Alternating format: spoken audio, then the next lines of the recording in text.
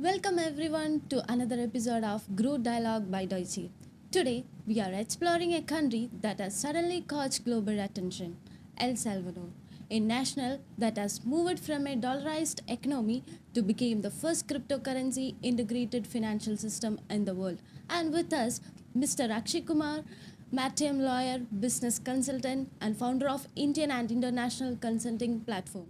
Let's begin from the start. What exactly is changing in El Salvador?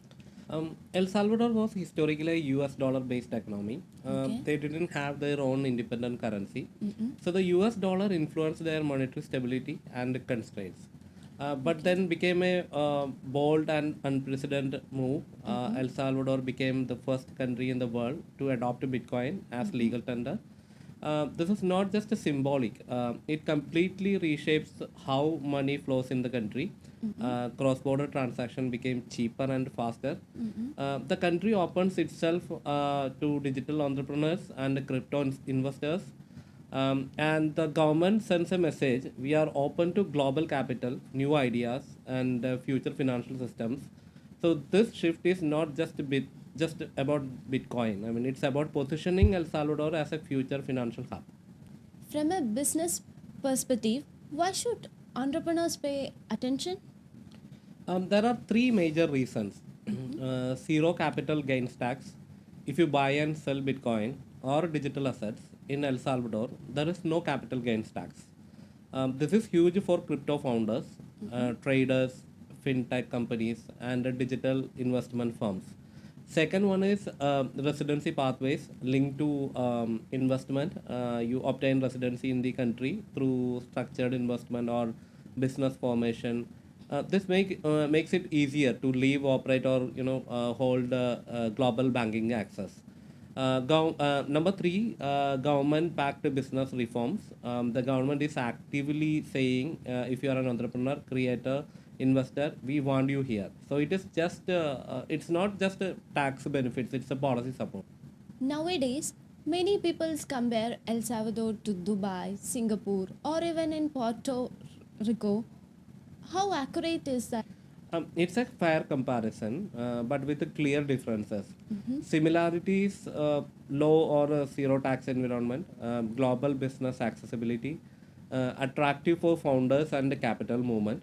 But here is the key difference: Dubai and Singapore are mature ecosystems with a world-class infrastructure. But El Salvador, on the other hand, is still developing its ecosystem. So the comparison is not El Salvador today versus Dubai. Today, it is El Salvador today versus Dubai 20 years ago. You understand? So if someone wants a stability, smooth operations, fast systems, they will choose Dubai or Singapore. If someone wants to enter a frontier market early, they will look at El Salvador. Of course, every emerging market has risk. What are the main ones here? There are three honest challenges: political stability, that reforms depend on leadership continuity. If governance direction changes, policies may shift. Right. So Yeah. currency volatility, Bitcoin as a national asset introduces price fluctuations into the system. Infrastructure still growing, legal frameworks, banking systems, and professional support networks are still in development. So investors must be strategic, not emotional. Now, coming to our region, what are the opportunities for Indians and GCC entrepreneurs?